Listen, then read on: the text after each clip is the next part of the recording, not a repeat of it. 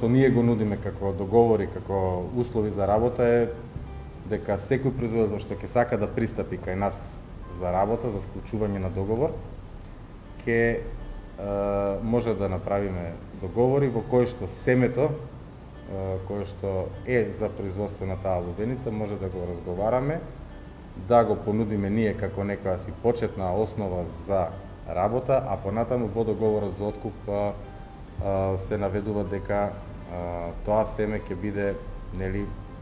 платено со лубеници. Затоа што тоа е точно така направено, затоа што таа семка е една од разликите што е во безсемени семена лубеница, што таа семка е